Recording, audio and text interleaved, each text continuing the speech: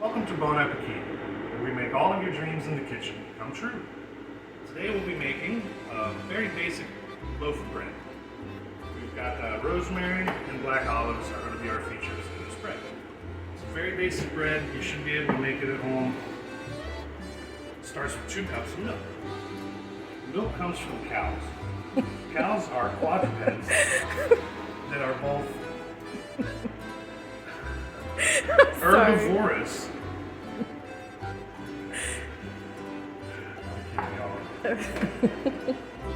I use full fat whole milk. This recipe is really basic. It's very like milk bread. You can make it with just water if you're lactose intolerant, or I haven't tried it with any alternative milks, or almond milk or soy milk or goat milk or anything like that. So we've got our 2 cups of milk in a small saucepan. It's going to be 1.5 tablespoons of sugar. If all you have is white sugar, that's fine. If you have brown sugar, that's fine too. I've been known to use molasses to make this bread, especially when you're putting it in like a pumpernickel or something. So I'm going to whisk that sugar into the milk a little bit and then put it on a medium to low heat.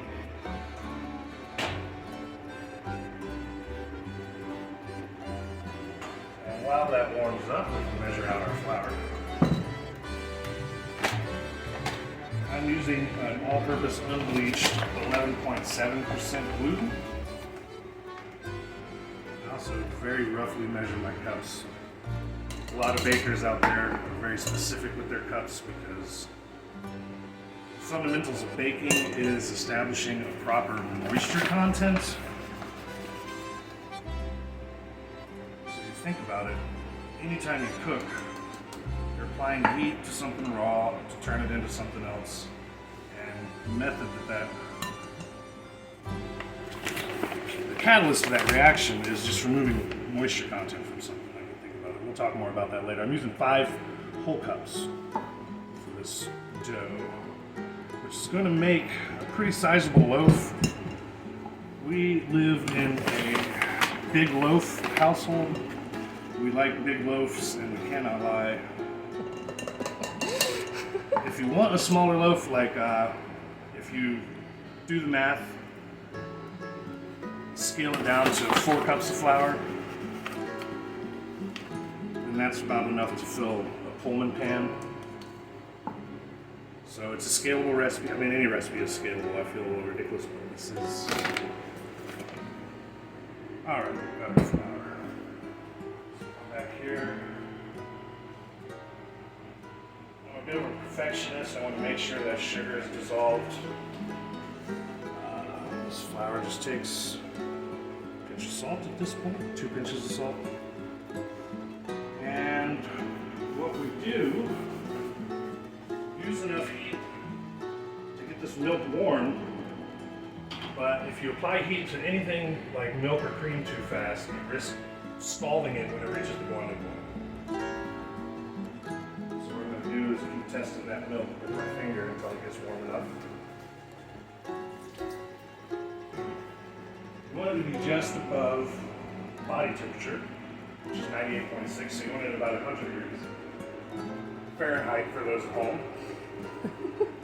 And you'll know when it feels warm to the touch of your finger. And if you let it go past that point, you risk killing the yeast when you add it to this mixture, which is what we're going to do next.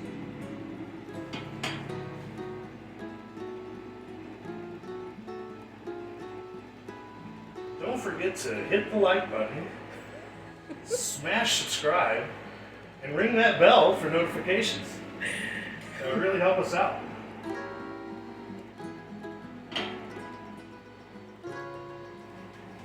Keep your eyes peeled for our Patreon account coming soon.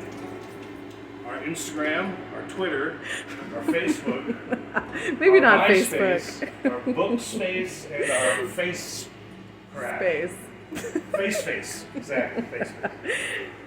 You can find me on JDate, Christian Mingle, Farmers Only, OnlyFans, and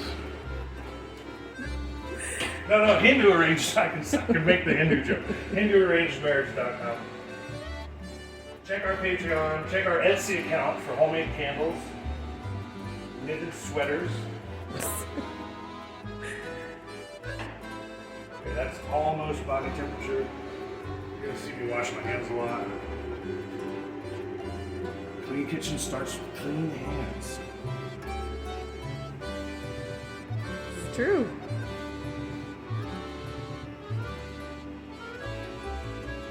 So we wait.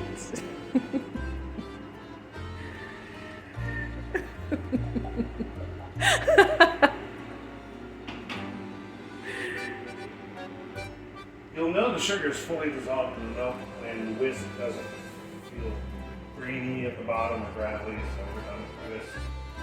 Put that there for sous chef to pop up later. Alright, this is just now at body temperature. We're gonna give it one more minute.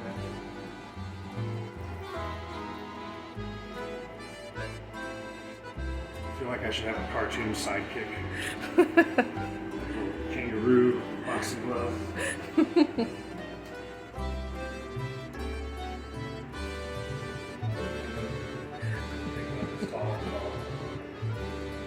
Alright, so that feels warm to the touch. It's getting hot. Immediately take it off the heat.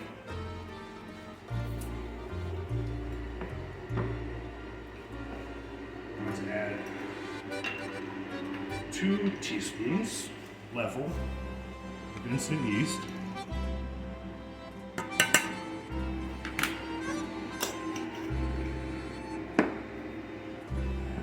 Some people will stir this. I give it a little mud flood, Tartarian mud flood action. We're using cymatics to break up the clumps of yeast in the milk. What this does is just giving a little wiggle. It exposes the yeast to a larger surface area. Exposes the surface area of the yeast to a larger exposure to the milk. So you get a more uniform product when this finishes blooming. This is called blooming the yeast. So it's just a little, I'm not sure if I'm supposed to do that. And we're gonna let that mixture sit for about 5 minutes. 5 to 10 minutes, and what you do is you'll see it bloom. Because the yeast has been in a dormant hibernation, and we're waking it up, and it's gonna start breathing. It's gonna start eating the sugar and releasing alcohol as a byproduct. So that gives us time to add these to our cook. Now, the easiest way to handle rosemary is grab it pretty high, close to the tip. With your other fingers, just slide them down very gently. Don't grip too hard. And then look, feel the whole rosemary stem, pretty much. Chopping it, all of that. Rosemary is really good at deflecting bugs as well. Right here. Ain't no bugs on me. There we go.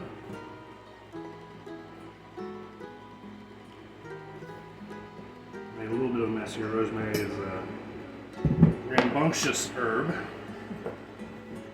Now, when you're going to chop a pile of herbs like this, what you want to do is squeeze them into a bundle as tight as you can, because then you'll get the most value for each pass you take with your knife. And as usual, I'm grabbing my knife with my finger and my thumb and my index finger for good control of the blade.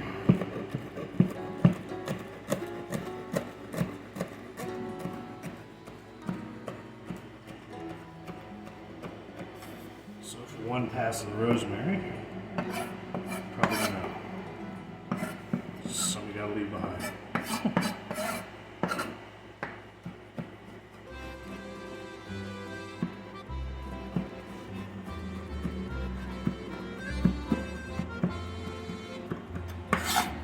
It's 2 passes.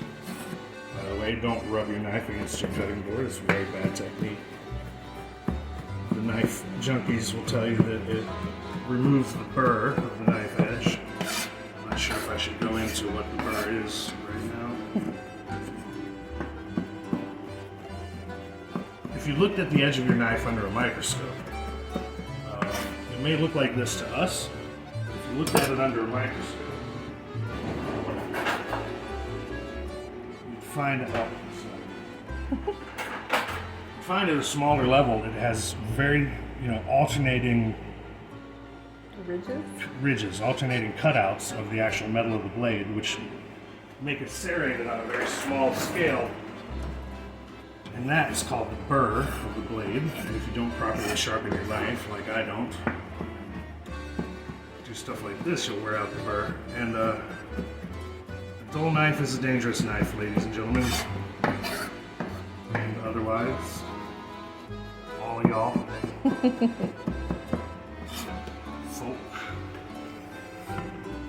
Smells good. So if you're not chopping your own rosemary, that looks to be about 2 tablespoons. Honestly, I can't put enough rosemary in the bread around here, so I'm going to chop these olives. The objective is to get, I'm not sure if I'll use all of these olives, but we'll see. My sous chef tried to steal an olive right before we started filming. She's also my videographer. She was doing quality control check on the olives, and I yelled at her because I counted the olives. I've got either 13 or 17 olives here. Somewhere between 13 and 17 olives for this size loaf of bread. Don't use 33 olives, that would be, or 22. God forbid, Not in 55. this day and age. I'm going to use all these for you. Now, we got to be careful because these olives are going to add a lot of what to this dough? Moisture content. Are they Kalamata? These are Kalamata olives. We just got them out of a jar from the...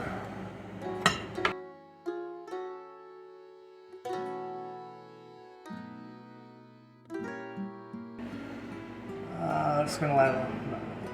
We're going to add that little bit of juice. Good idea. Now, if you take a look, you'll see this is starting to bloom, but it's not quite there yet. We're going to give that another few minutes. What I will do is go ahead and toss these homogenized. You want this homogenized before you add your wet ingredients, or else something will occur with the ingredients that we want to be features of our bread. Oh, does that need more olives? Smells good. Trusty 7-inch drop tip Santoku silicone spatula, boss. Normally clean while I cook. You're welcome to do that later.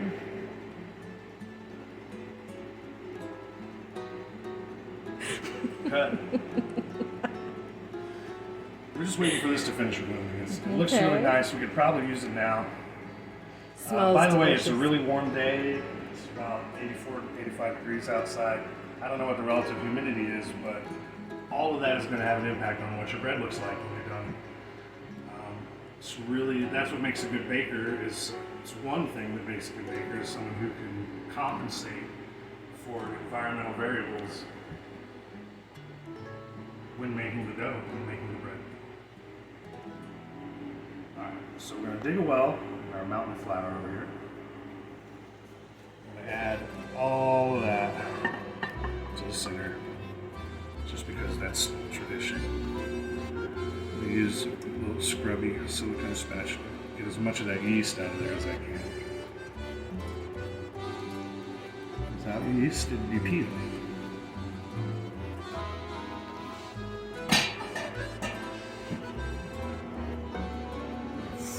Roughly fold that flour into the moisture of the wet mix.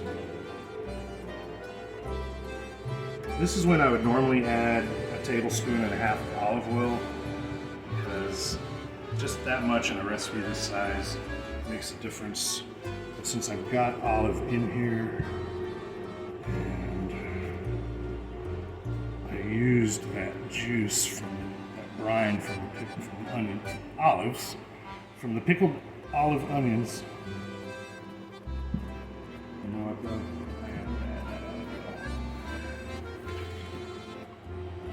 Just about 1.5 tablespoons. It'll especially add a richness to your bread that won't be there if you're using water instead of milk. So, and God bless the lactose intolerant, I swear. There's always rice dream. It would make me very self-destructive. Let's put it that way. There's always rice dream. I've had rice dream. I was a vegetarian for almost 10, 11 years of my life. You pretty much are. A lot of tofu, a lot of tofurkey. Ooh, Not a lot of no, tofurkey. don't recommend that one. Yeah, I'm not allowed to say that by name. Okay, now this is at a point where I'm going to start using my hands. I'm just going to use the dough. my knuckles. Just to see how it's sticking to my hands because the moisture is not. It hasn't been absorbed by the flour yet. So what I can do about that is grab a couple pinches of flour, just rub it over your hands.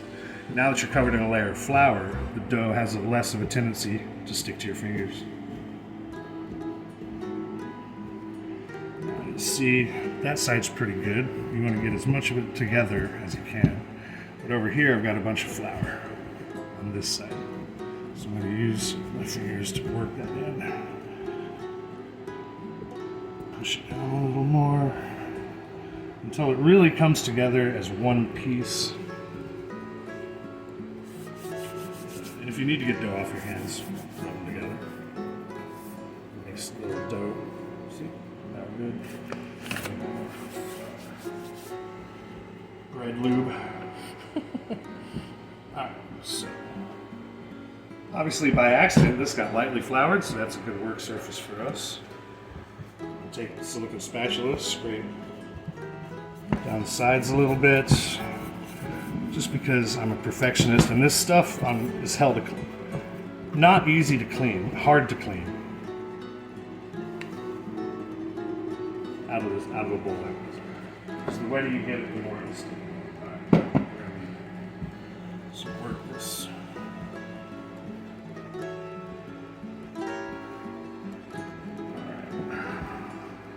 I know it hasn't, this dough has not fully absorbed all of the moisture we hit it with, but because of those olives and that brine, it still feels a little wet to me. So Add at your leisure. add a little bit more flour. Make sure, sorry, this is just a very rustic and random kneading method that I'm going here because it's still at a very primitive stage, but concept is one of the typical kneading methods is called a book fold. So you try and get your dough out into a rectangle shape, and you fold it one way, 180 degrees, and you fold that another way. Make sure those get down, and then you fold that this way, and then you fold that that way.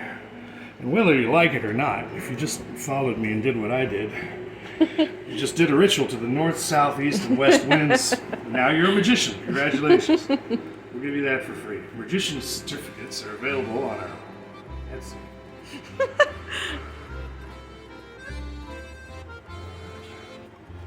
So you see we've got these huge portions of olive in there. You can see the rosemary coming out is pretty uniform. So now this is another way to knead bread, which is very, it's what I've found to be the easiest. So you have a ball with your dough, just move your fingers inside like that, turn it 90 degrees, turn it 90 degrees, turn it 90 degrees, and then pinch, every so often pinch together with one of your hands. Just keep rolling it and pinching it under there. This is still really wet.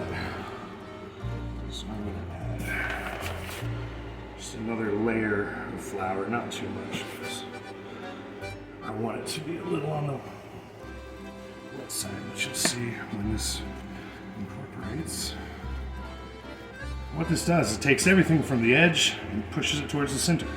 So it helps you make a really uniform loaf It helps you knead the dough in a very specific, Strategic?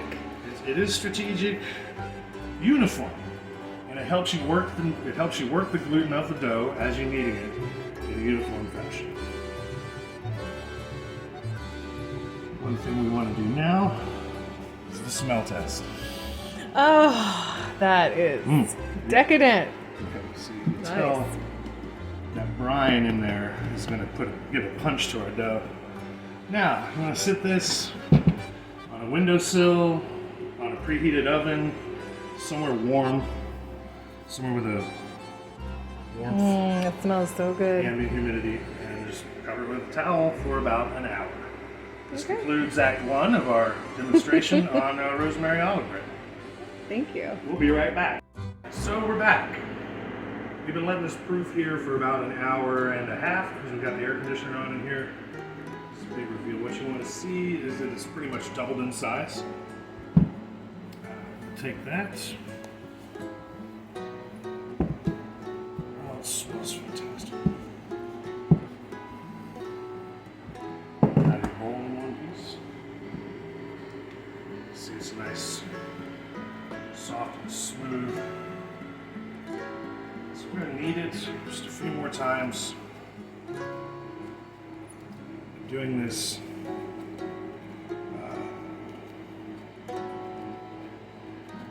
I do this instead of punching it down because if you punch it down, you're going to need it anyway. It just saves me a little bit of time.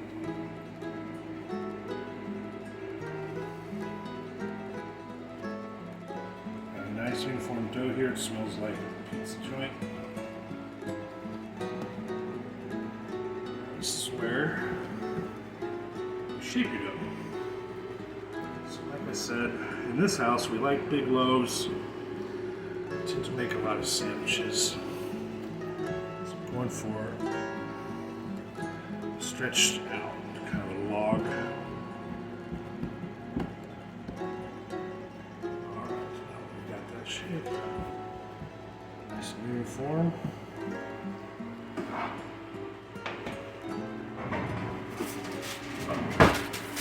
Piece of parchment paper on baking sheets. This is my medium, I guess.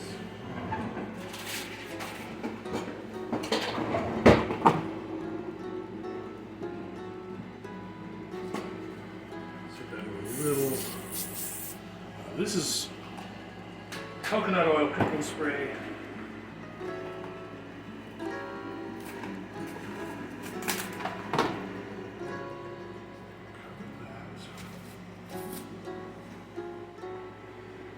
That's pretty much the shape you want. We want a nice rustic loaf. We're going to be slicing this primarily, so that's a good shape to use. You could do an oval, you could do a circle, you could make it to a square.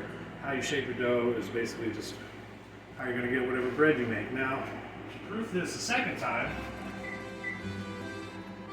we're going to preheat the oven to 350 degrees Fahrenheit. Let that rest right there. That's going to be the warmest part of the oven as it preheats, and I'm going to leave that there for about 15 or 20 minutes. We've let this rest for about 20 minutes. As I said, we've got the air conditioner on. Things are going to take longer than usual. It has proofed a second time. See, it's a lot more swollen up. It's got some rounded edges. So this is ready to bake. Move your saran wrap. There's a number of ways you can treat your dough before you put it in. You can put it in just like this. I'm going to give ours a little milk bath first.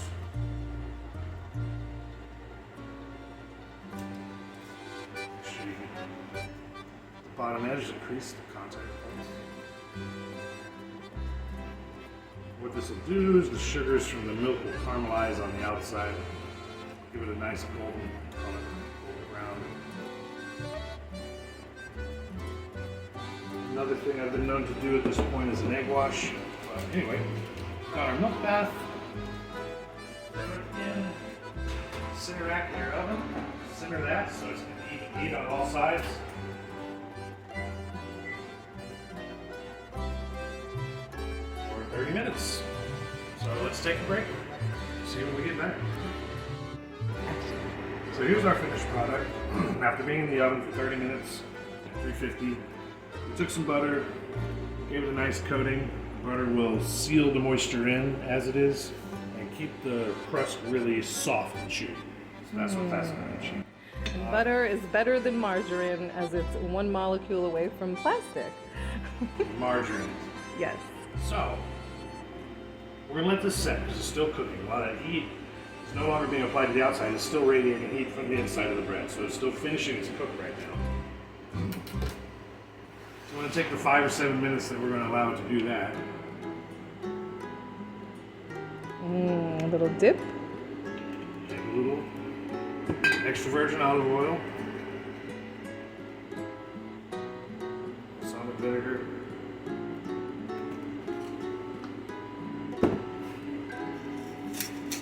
Fresh ground black pepper.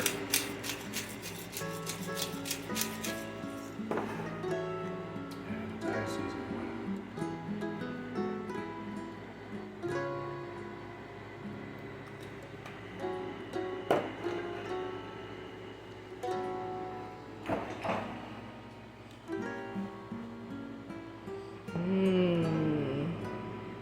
Shall we?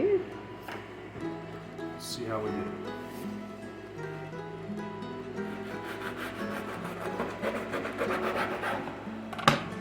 Beautiful. Gorgeous.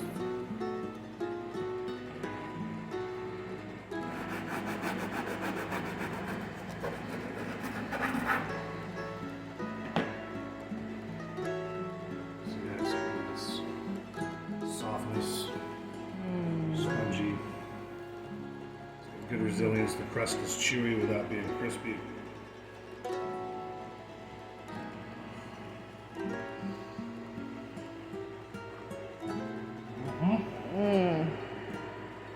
Approval. That's exactly what we're looking for. Can't wait. I hope you enjoyed this recipe. Thank you for joining us for this rustic olive oil rosemary loaf. Comment below any recipes you'd like to make with us together in the future.